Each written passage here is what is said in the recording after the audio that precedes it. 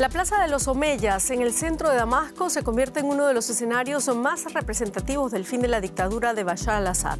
Hoy viernes, día sagrado musulmán de la semana, sirios celebran allí el derrocamiento del régimen. Con esto comenzamos. Los saluda Silvia Cabrera desde Berlín. Titulares. Casi una semana después de que los insurgentes irrumpieran en Damasco, miles de sirios celebran en el corazón histórico de la ciudad. Ondean la bandera de la oposición rebelde con sus estrellas rojas, reemplazando a la de la era Assad. A Estados Unidos les preocupa que Estado Islámico vuelva a ejercer control sobre amplias zonas de Siria tras la derrota del régimen de Bashar al-Assad. Temen que el grupo yihadista intente usar este periodo para restablecer sus capacidades y crear refugios seguros. François Bayrou ha sido nombrado primer ministro de Francia, esto después de que una histórica votación parlamentaria destituyera al anterior gobierno la semana pasada. Se espera que Bayrou sostenga conversaciones con líderes políticos de varios partidos en los próximos días para elegir a los nuevos ministros.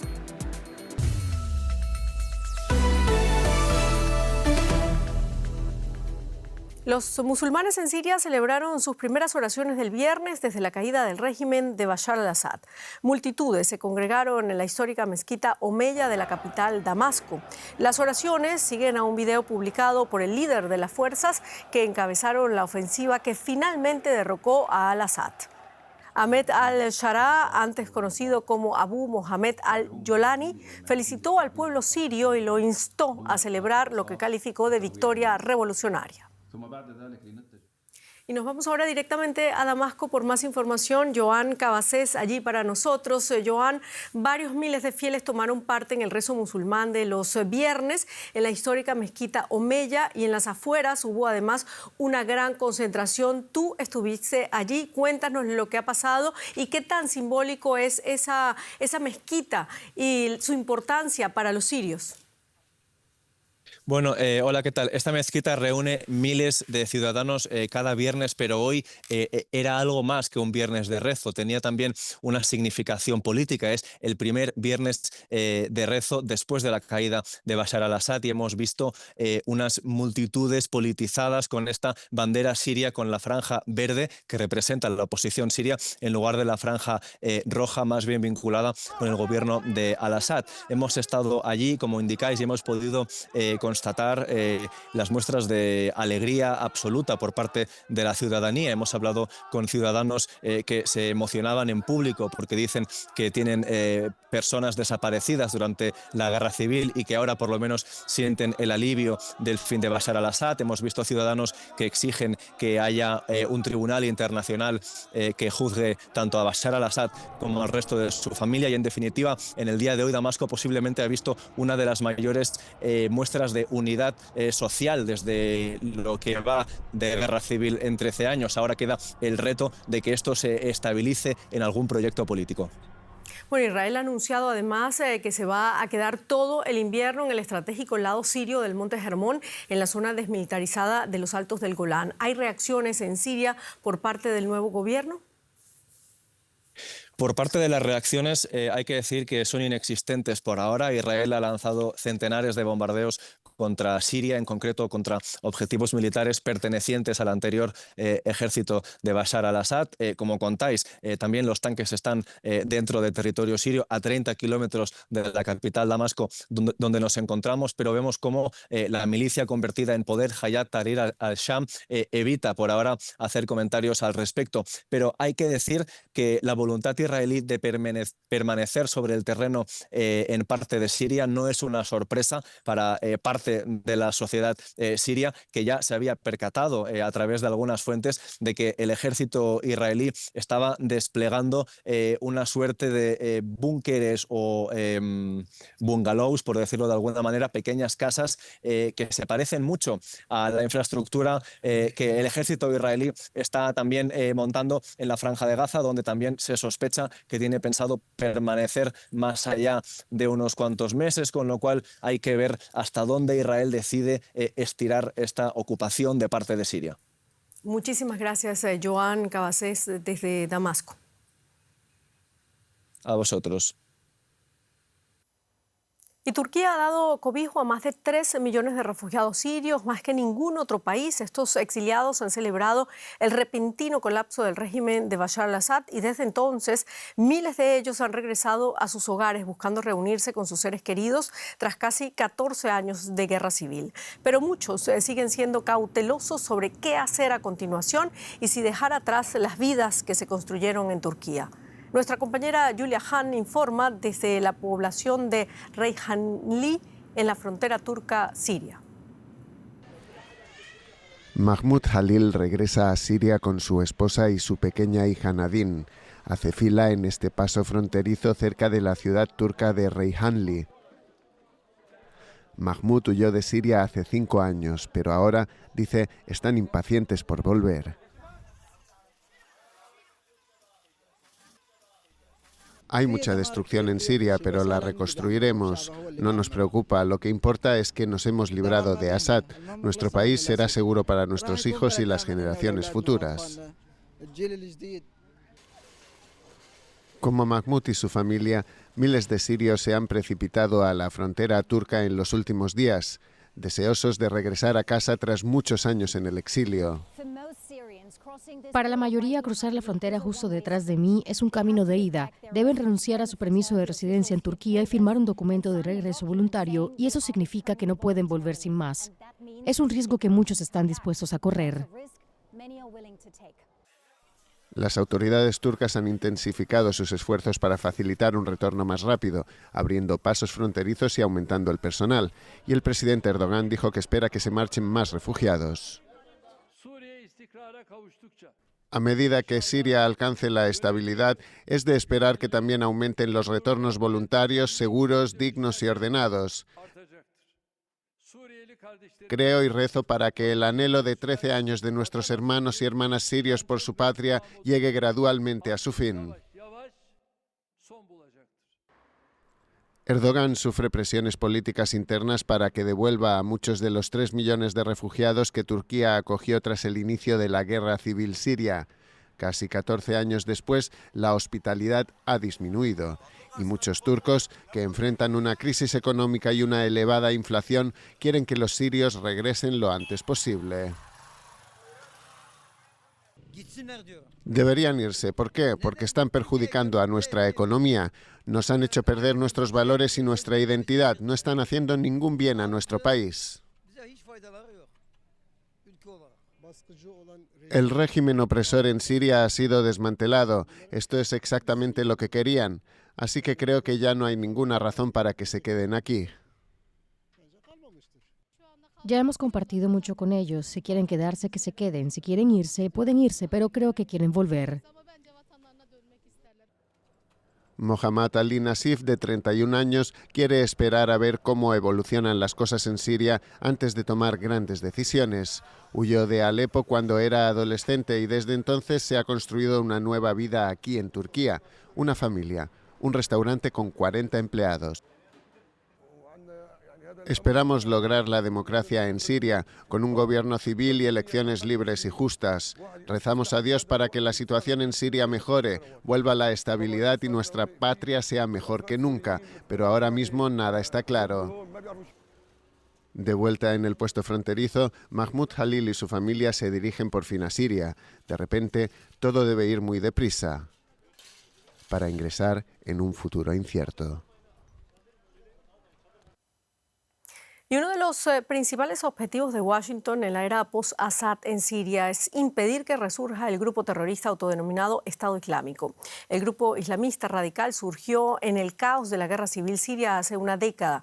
Los kurdos sirios, apoyados por Estados Unidos, desempeñaron un papel clave en su derrota. Sin embargo, el peligro de un resurgimiento persiste.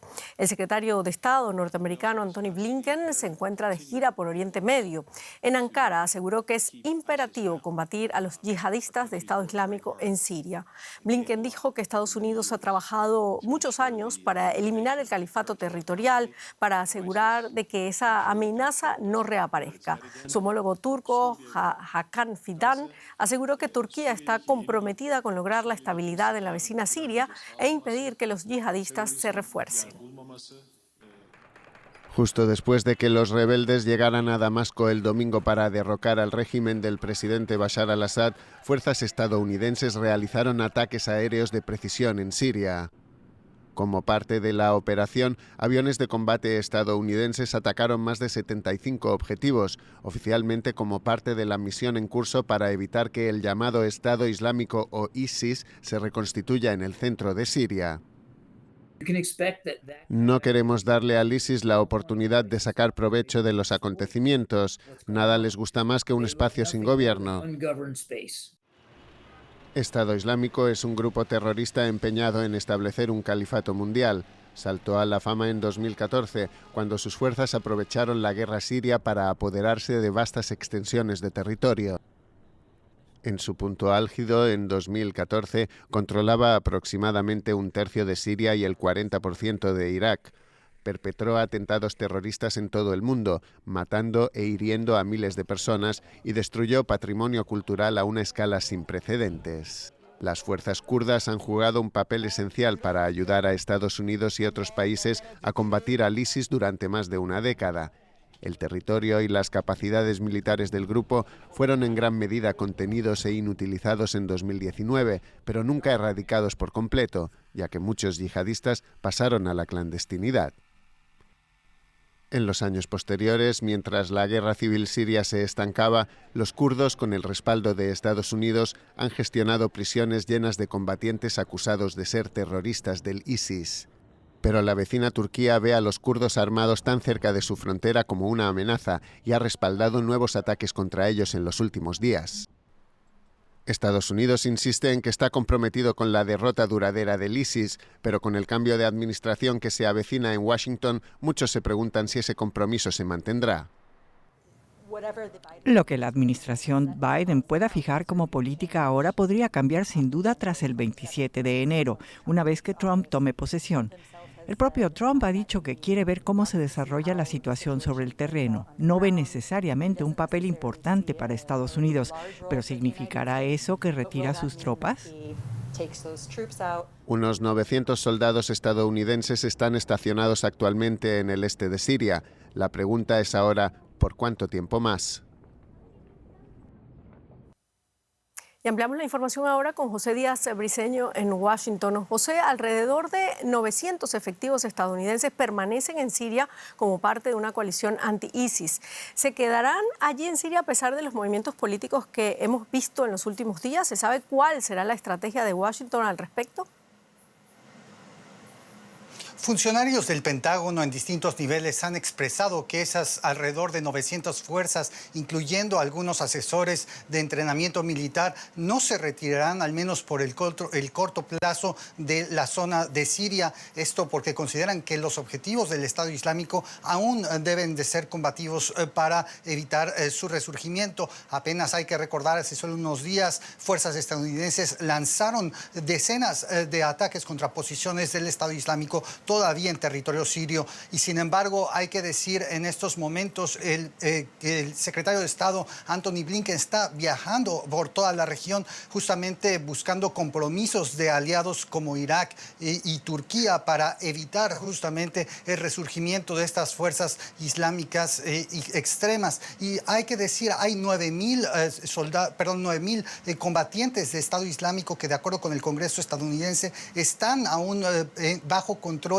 de las facciones kurdas en el norte de Siria, y esto obligaría a tener mucho cuidado desde el punto de vista estadounidense a que estos no escapen para que se puedan reintegrar a una insurgencia contra las facciones que han ganado en derrocar a Bashar al-Assad.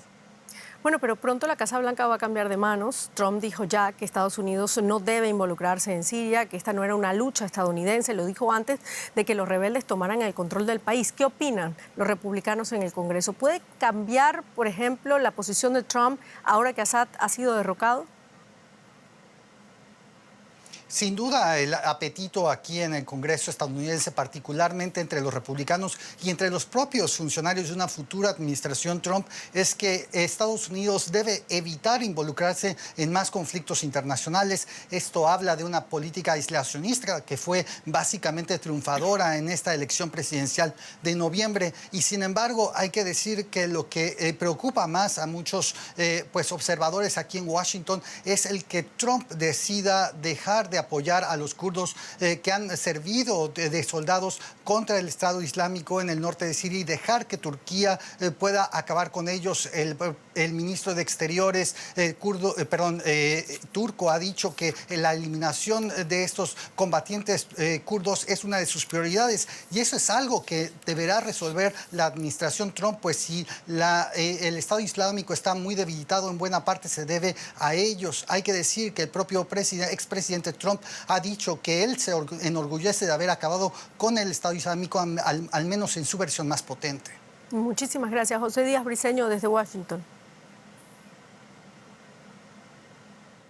Y seguimos en Estados Unidos, pero en otros temas. Economía, Juliana González. Así es, Silvia. Seguimos con esa discusión que desató el asesinato de Brian Thompson, el gerente de la aseguradora United Health, en las calles de Nueva York. Por primera vez, el director general del grupo, Andrew Whitty, se pronunció en un artículo del New York Times sobre el sistema de salud estadounidense. Whitty aseguró que este no es perfecto y que las decisiones de cobertura no se entienden bien, y que es hora, por supuesto, de repararlo. El asesinato de Thompson el pasado 4 de diciembre ha puesto sobre la mesa el malestar y la frustración de muchos estadounidenses con las aseguradoras, en particular con las denegaciones de tratamiento y las reclamaciones. Y el asesinato de Thompson pone el foco sobre dos asuntos que aquejan a la sociedad estadounidense: las deficiencias del sistema de seguros médicos y la violencia armada. Y nosotros nos vamos hasta Nueva York para hablar de las aristas de este tema con mi colega Ana Nieto. Ana, te saludo con mucho gusto. El presidente de United Health Group dijo que nadie diseñaría un sistema como el que tenemos, fueron sus palabras textuales. A la luz de los hechos más recientes, Ana, ¿en qué puede cambiar el sistema de salud de este país? Déjame que te diga primero que la nota de opinión del CEO de United Health Group en New York Times no ha conmovido a los lectores del New York Times. La sección de comentarios tiene más de 2.400 y buena parte de ellos se apoyan a la hora de criticar unos a otros, diciendo que son empresas como estas, con ánimo de lucro, que se preocupan más por los accionistas que por los aseguradores, por los asegurados, las que tienen el problema, las que son el problema del sistema. United Healthcare se ha revalorizado casi un 1.600% desde el año 2010, fecha en la que se aprobó el Obamacare. Pero sí que puede haber cambios porque hay un resentimiento muy grande dentro de la sociedad y de hecho ya hay una propuesta de ley que está apoyada por los dos partidos en el Congreso para cambiar cómo las aseguradoras y los gestores de farmacia tienen cadenas farmacéuticas. Los gestores farmacéuticos son intermediarios y se les va a pedir que en 3 años las vendan. Es un paso muy administrativo y puede haber más cambios, pero no van a ser sustanciales así de poco en poco. Para que haya algo que tenga más calado tendría que haber algo que venga de la Casa Blanca. Donald Trump quiso en el año 2017 cambiar el Obamacare y este año solamente ha dicho que tiene conceptos de plan, pero no sabemos los detalles. Ana, y mientras esto sucede en redes sociales, se mantienen las simpatías con el asesino, con Luigi Mangione. ¿Qué efecto está teniendo esto? Está siendo bastante sorprendente, no solo porque es un ejemplo más de cómo se está normalizando la violencia, no es el único, sino porque también se está dando salida a este resentimiento del que hablaba antes y de tal manera que se está hablando y mucho del sistema de salud y cómo está fallando. Los diarios en Estados Unidos están hablando de las frustraciones de los médicos, de las penalidades de los enfermos. ProPublica, que es un grupo mediático que se dedica a la investigación, ya ha explicado que, por ejemplo, United Healthcare está retirando y rebajando el tratamiento de los niños con autismo. El otro efecto, por ejemplo, es que las empresas están reforzando las seguridades de sus altos ejecutivos, máximo porque han aparecido pósters con fotos bajo la mención de "se busca" en Wall Street. Ana Nieto, muchas gracias por estos análisis y hasta la próxima. Gracias. Y venimos a Europa, en particular a Alemania, donde las empresas de este país vendieron muchos menos productos en el extranjero en el mes de octubre, según cifras publicadas este viernes por la Oficina Alemana de Estadísticas. Las exportaciones a Estados Unidos, el mayor mercado para Alemania, cayeron un 14% intermensual, mientras que a China bajaron un 3,8%. Estas caídas no solo se explican por las tensiones geopolíticas o las recesiones que refuerzan esta tendencia, sino también por las dificultades de Alemania para adaptar su capacidad exportadora, para que las pymes entren a nuevos mercados y por el rezago de la capacidad innovadora. Bueno, y de la economía retomamos el conflicto esta vez con Ucrania. Sí, Así sí. es, porque siguen los ataques de Rusia. Rusia asegura que lanzó un ataque aéreo masivo contra la infraestructura energética de ese país. El presidente Volodymyr Zelensky anunció también que fueron lanzados un total de 93 misiles y casi 200 drones en uno de los mayores ataques de Rusia en la guerra. Se han reportado explosiones en varias regiones y durante la noche un ataque aéreo ruso también alcanzó una zona residencial en la ciudad oriental de Kharkov. Otros temas, Georgia se prepara para elegir un nuevo presidente este sábado. Es la primera vez que el jefe de Estado será elegido por un colegio de electores de 300 miembros y no mediante votación directa. La actual presidenta proeuropea, Salomé Zurabishvili, califica el proceso de ilegítimo y rehúsa abandonar el cargo. Cientos de personas han sido arrestadas en Georgia desde que estallaron estas protestas por la decisión de suspender las conversaciones para la adhesión a la Unión Europea. Los estudiantes han sido la fuerza motriz de las protestas nocturnas, pero muchos ahora están preocupados por el futuro del movimiento pro-europeo. Helgort Simanovsky, periodista de DW, informa desde Batumi. Las instalaciones están desiertas, también su interior. Helen y Meriam son estudiantes de filología romana e inglesa. Están entre muchos que han optado por boicotear las clases. Normalmente este es el piso más concurrido de la universidad. De un extremo a otro hay mucha gente. Llevan en huelga desde que el gobierno suspendió las conversaciones de adhesión a la Unión Europea. También les preocupa el futuro del movimiento. Hay algunos estudiantes que consideran volver a las clases, lo que realmente no tiene ningún sentido, porque si estás protestando, continúa tu manifestación hasta que se aclare el punto, hasta que se ponga el punto final. Los estudiantes están en huelga en otras dos universidades de Batumi. El sentimiento proeuropeo es fuerte en la ciudad, pero algunas personas se impacientan. Todo esto tiene que terminar. Necesitan resolverlo civilizadamente. Los estudiantes, la oposición, los activistas y el Estado deben llegar a un acuerdo. Si los estudiantes no protestan, no tendrán ningún futuro aquí. Se quedarán estancados en la situación actual y durante muchos años. Así que las protestas son necesarias no solo para ellos, sino también para nosotros. Y protestan. Para algunos es una tarea apasionante. Este grupo está instalando un generador eléctrico y alimentando el sistema de sonido.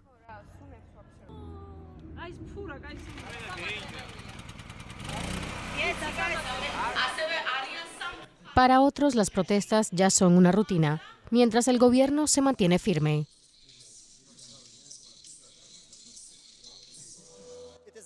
Todavía no está claro hacia dónde se dirige esta protesta y cómo podría resolverse la crisis política en Georgia.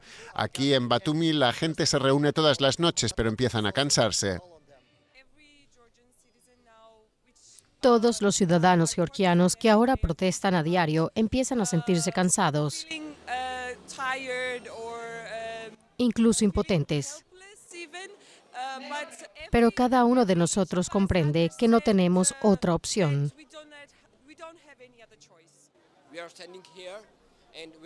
Estamos aquí y estamos esperando a que alguien en el ámbito político nos ayude y diga qué podemos hacer después de todo esto.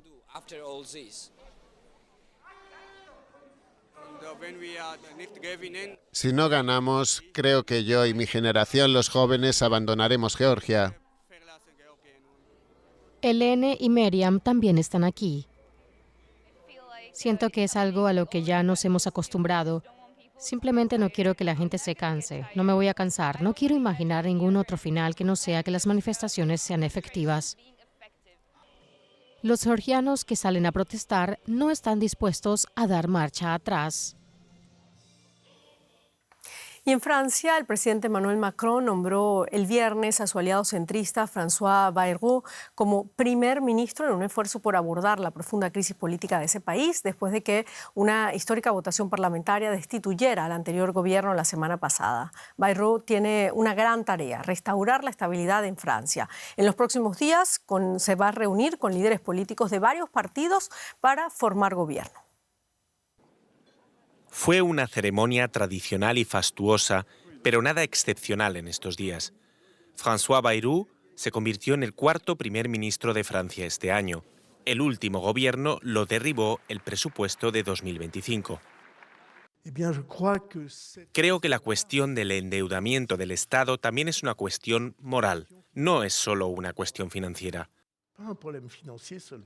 Con el panorama político francés dividido en tres, Macron desafió los llamados de los partidos de extrema izquierda y extrema derecha y en vez de elegir a uno de ellos, nombró a un aliado centrista. Según una diputada del Partido Renacimiento, liderado por Macron, el único criterio debería ser lo mejor para Francia y su pueblo. Creo que debemos dejar de decir que el Parlamento gira en torno a la derecha o los partidos socialistas. Está claro que si eliminamos a la extrema izquierda y a la extrema derecha, hay una vía abierta para negociar la Asamblea Nacional y el panorama político. El camino es el de trabajar para los franceses y solo para los franceses. Pero tras la elección de Macron, los ciudadanos de a pie en las calles no se mostraron convencidos de que el nombramiento de Bayrou vaya a romper el estancamiento político en Francia. Honestamente, no es nada nuevo. Parece que están recuperando las viejas caras de siempre.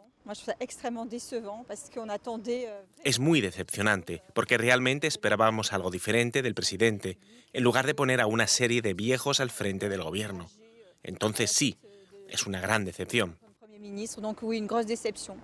Esperemos que logremos tener un gobierno que dure y que pueda responder a las expectativas de los franceses, quizás con un poco más de serenidad. Creo que eso sería algo muy bueno.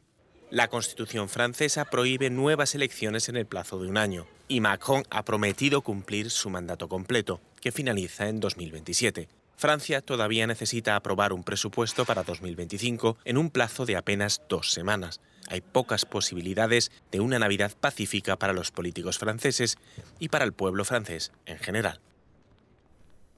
Y con esto terminamos nuestro informativo. Muchísimas gracias por habernos acompañado. Hasta luego.